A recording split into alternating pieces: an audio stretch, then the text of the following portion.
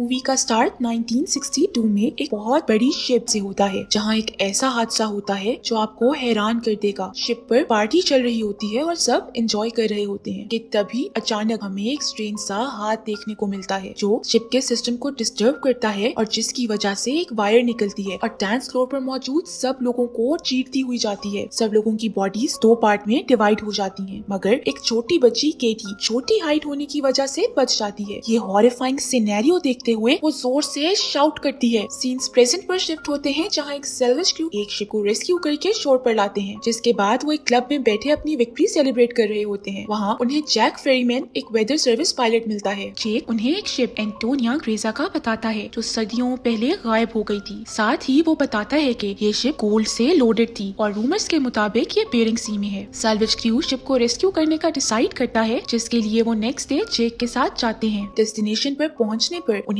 कोई शिप नहीं मिलती, जिस पर वो काफी हैरान होते हैं कि अचानक उसकी बोट एक बहुत ही जायंट शिप से टकराती है। लकीली किसी को कोई इंजरी नहीं होती। जैक और क्रीड के अलावा बाकी सब उस शिप की तरफ बढ़ते हैं। शिप के अंदर जाने पर उनके साथ अजीब चीजें होना शुरू हो जाती हैं। उन्हें एक साउंड सुनाई देती है और वो उसे फॉलो करते एक क्लॉक तक पहुंचते हैं, जिसका पेंडुलम आवाज कर रहा होता है। अचानक वो हिलना बंद कर देता है और जब मुंडर उसे टच करने लगता है तो क्लॉक में से आवाज आ जाती है और वो बहुत बुरी तरह डर जाता है। जब वो लोग आगे बढ़ते हैं तो क्लॉक के साथ पड़ी टेबल पर स्क्रैबल खुद ही सेट होती है और उस पे वेलकम लिखा होता है, जो कि काफी वियर्ड और सस्पिशियस होता है। आगे बढ़ने पर अचानक मंडर के नीचे से फ्लोर टूट जाता है और वो गिरने ही लगता है कि उसे मॉरीन पकड़ लेती है। जब वो उसे ऊपर पुल करने की कोशिश कर रही होती है तो उसे सामने केटी नजर आती है। जब वो दोबारा देखती है तो केटी गायब होती है। खैर बाकी सब मिलकर उन दोनों को ऊपर पुल कर लेते हैं, मगर ये सब मॉरीन के लिए काफी शॉकिंग होता है। बोट को सर्च करते हुए डॉज को एक डिजिटल वॉच मिलती है। हैरानी की बात ये है कि 1962 में तो डिजिटल वॉचेस होती ही नहीं थी।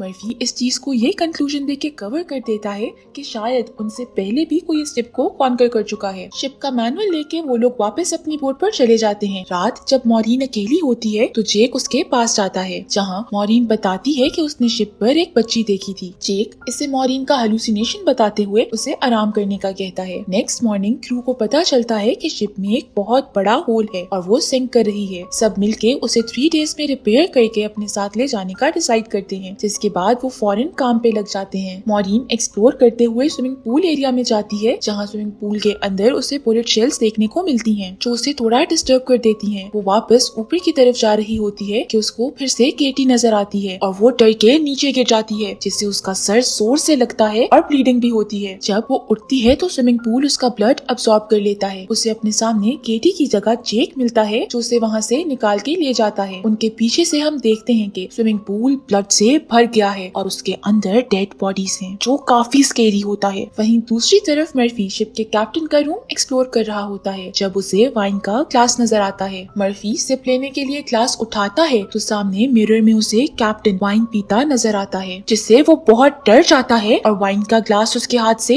गिर जाता है। सीन्स वापस मॉरीन और जेक पे शिफ्ट होते हैं, जो लॉन्ड्री रूम से गुजरकर इंजन रूम का डोर ओपन करते हैं तो पानी की तेज लहर उनकी तरफ आती है, जिसके अंदर डेड बॉडीज भी होती हैं। दोनों बहुत डर जाते हैं। जब वापस आने के लिए उसी गेट की तरफ जाते हैं जिससे वो आए थे तो वो लॉक्ड होता है। फिर जो डोर उन्होंने खोला था वो उसकी तरफ बढ़ जाते हैं। सीन्स क्लियर पर शिफ्ट होते हैं, जिससे फ्रांसिस्का की आवाजें आ रही होती हैं। फ्रांसिस्का 1962 में शिप पर लाउंज सिंगर थी। जब क्रीड आवाज फॉलो करते आगे बढ़ता है तो उसे कुछ नहीं मिलता, मगर हमें फ्रांसिस्का देखने को मिलती है। जेक और मॉरीन बाकी क्रू को ढूंढ रहे होते हैं, जिस दौरान वो एक रूम में पहुंचते हैं और वहाँ उन्हें बहुत सा गोल्ड मिलता है। जब वो बाकी क्रू को इन्फॉर्म करने निकलते हैं तो उन्हें लॉन्ड्री रूम में से आवाजें आती हैं। मॉरीन अंदर जाके डिस्कवर करने की कोशिश कर रही होती है कि व्हाइट शीट में से कुछ हिलता है और मॉरीन को फॉलो करने लगता है। वो डरती हुई बाहर निकलती है तो उसे पता चलता है कि वो और कोई नहीं बल्कि उसी के पार्टनर्स हैं। मॉरीन सारे क्रू को लेके गोल्ड के पास पहुंचती है, जो कि बहुत ज्यादा होता है, जिसके बाद ये सब डिसाइड करते हैं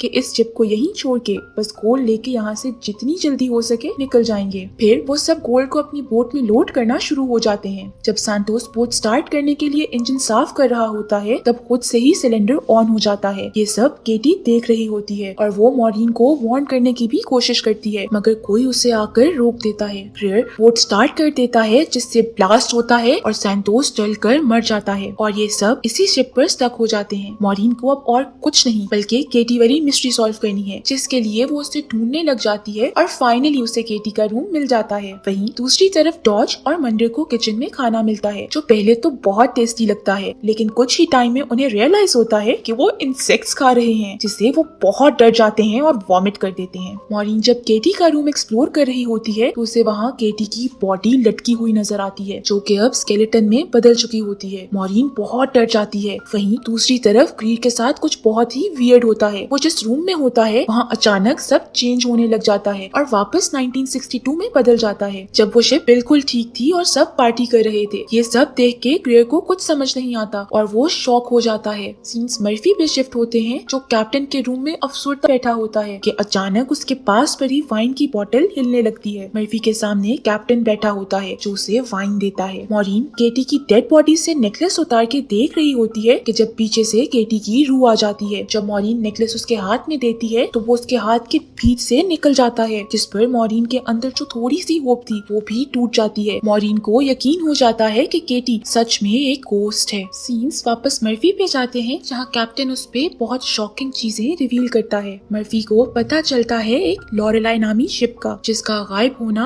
आज तक एक मिस्ट्री है। उस शिप को एंटोनियो गाजा ने रेस्क्यू किया था और वो सारा गोल्ड भी लॉरेलाई शिप का था। जिस दिन एंटोनियो गाजा ने लॉरेलाई को रेस्क्यू किया था, उसके ठीक 2 दिन बाद एंटोनियो गाजा डिसअपीयर हो गई। कैप्टन मर्फी को एक पिक्चर दिखाता है, जिसको देख के मर्फी का रंग उड़ जाता है। अब वो पिक्चर किसकी है ये हमें आगे पता चलेगा। केटी मॉरीन को बताती है कि वो और इस शिप पर मौजूद बाकी लोगों की सोल्स यहाँ हॉस्टेज हैं और जो ये सब कर रहा है, जब तक वो अपना कोटा पूरा नहीं कर लेता कोई भी यहाँ से नहीं निकल सकता। इससे पहले कि केटी आगे कुछ बताती, रूम की वॉल्स पे कुछ आना शुरू हो जाता है और केटी बहुत डर जाती है। वो मॉरीन को वार्न करती है कि जितनी जल्दी हो सके वो शिप छोड़कर चली जाए और वो अभी भी ऐसा कर सकती है। उतनी देर में केटी गायब हो जाती है और उन्हें बस उसकी स्क्रीमिंग सुनने को मिलती है। मर्फी, जो कि अब सब जान चुका है, मॉरीन को ढूंढ रहा होता है ताकि वो शिप से जल्द अज जल्द निकल सके, मगर उसे अपने सामने सांतोस की जली हुई बॉडी नजर आती है, जो उसे बहुत हॉन्ट करना शुरू कर देती है। दूसरी तरफ हम ग्रीड को देखते हैं, जिसे फ्रांसिस्का की रूह सेड्यूस करके अपने पीछे आने पर मजबूर करती है। जब वो ग्रीड को फुली अपने काबू में कर लेती है तो एक ऊंची जगह से नीचे फेंककर मार देती है। मॉरीन मर्फी को ढूंढते उसके पास पहुंचती है और मर्फी को मॉरीन भी सैंतोस ही लग रहा होता है, जिससे डर के वो मॉरीन पर हमला कर देता है। मर्फी मॉरीन को मारने की कोशिश करता है, मगर मॉरीन उसके पांव पर नाइफ मार देती है। अब मर्फी जब उस पे हमला कर रहा होता है तो जेक पीछे से आकर मर्फी को जख्मी कर देता है और मॉरीन को बचा लेता है। वो अब मर्फी को एक्वेरियम में बंद कर देता है, क्योंकि वो फिर किसी पे हमला करके उसे जख्मी कर सकता है। चीजें इतनी सस्पिशियस हो जाती हैं कि जिसके बाद उन्हें बस इस बोट से निकलना होता है। मॉरीन बाकी सबके साथ शिप को फिक्स करने में लग जाती है। वो लोग शिप को रिपेयर कर देते हैं और मॉरीन ग्रेयर को ढूंढने निकलती है, जहाँ उसे वापस केटी मिलती है, जो उसे ग्रेयर की डेड बॉडी दिखाती है। केटी मॉरीन को अपने साथ पास्ट में ले जाती है, जहाँ मॉरीन पे सब राज खोलती है। मॉरीन दिखाती है कि शेफ्स गोल्ड की खातिर लोगों के खानों में पॉइजन मिला के खिला देते हैं, फिर वो खुद भी मर जाते हैं। बाकी लोग फायर से कट होके मर जाते हैं और कुछ को शिप के वर्कर्स फायरिंग करके मार देते हैं और केटी को उसके रूम में लटका के मार देते हैं। ये सब किस लिए? ऑब्वियसली गोल्ड के लिए है। जब वो गोल्ड तक पहुंचते हैं तो फ्रांसिस्का एक वर्कर को मैनिपुलेट करके बाकी सबको मरवा देती है और एंड पे उस वर्कर को खुद मार देती है, जिसके बाद एंट्री होती है विलन की, जो फ्रांसिस्का को भी एक हुक से लटका के मार देता है। जब मॉरीन को उसका फेस नजर आता है तो वो शॉक में आ जाती है। वो आदमी और कोई नहीं बल्कि जेक होता है, जो उन्हें इस शिप के पीछे लाया होता है। मगर वो ये सब कर क्यों रहा होता है? इस सब के फौरन बाद मॉरीन को मर्फी का ख्याल आता है, लेकिन जब वो वहाँ पहुँचती है तो मर्फी पहले ही एक्वेरियम में पानी जमा होने की वजह से मर चुका होता है और उसके हाथ में जेक की पिक्चर होती है, जो उसे कैप्टन ने दिखाई होती है। मॉरीन डॉज को जेक पे नजर रखने का कह के मंडर को ढूंढने चली जाती है। वहीं दूसरी तरफ कोई फोर्स मंडर को शिप की मशीन में खींचती है और वो भी पीसेस में बदल कर मर जाता है। पाइप्स में ब्लड आता है और ये देखकर मॉरीन को पता लग जाता है कि मंडर की भी डेथ हो गई है। सीन्स जेक और डॉज पे शिफ्ट होते हैं, जहाँ जेक के प्रोवोक करने पर डॉज को गुस्सा आ जाता है और वो शॉर्ट गन से उसे शूट कर देता है, जिसके बाद वो जेक को डेड समझ के वहाँ से निकल जाता है। वहीं दूसरी तरफ मॉरीन शिप में बॉम्ब फिट कर देती है। डॉज उसके पास पहुँचता है और उसे वो ब्लास्ट करने से रोकता है, मगर मॉरीन अब कुछ सुनने के मूड में नहीं होती। कोई रास्ता नजर न आने पर अचानक डॉज फेस चेंज करता है और हम पे रिवील होता है कि वो जेक है। जेक उसे कहता है कि मैं तुम्हारी तरह एक सैल्वेजर हूँ, तुम बोट्स जमा करती हो और मैं सोल। यही मेरी जॉब है जो मुझे एक लाइफ टाइम सिन के बदले मिली है। अगर ये बोट डिस्ट्रॉय हो गई तो मेरी मैनेजमेंट खुश नहीं होगी। होगी, इसीलिए वो उसे शिप ब्लास्ट करने से रोक रहा होता है। मॉरीन के ना सुनने पर जेक उस पे हमला कर देता है। मॉरीन एरो पकड़ के जेक की लेग में मारती है और फिर वही एरो से बॉम्ब के रिमोट पे निशाना लगा के बोट से छलांग लगा देती है। सारी बोट ब्लास्ट होके डिस्ट्रॉय हो जाती है। मॉरीन को बाहर का रास्ता नहीं मिल रहा होता, तभी केटी आकर उसकी मदद करती है और उसे बाहर का रास्ता दिखाती है। बाहर निकलकर मॉरीन देखती है कि सब सोल्स फ्री हो गई हैं और अपनी नेक्स्ट लाइफ के लिए जा रही हैं। मॉरीन एक बॉक्स की मदद से फ्लोट करती रहती है और कुछ आगे जाने पर एक रेस्क्यू टीम उसे बचा लेती है। लास्ट सीन्स में हम देखते हैं कि मॉरीन को एम्बुलेंस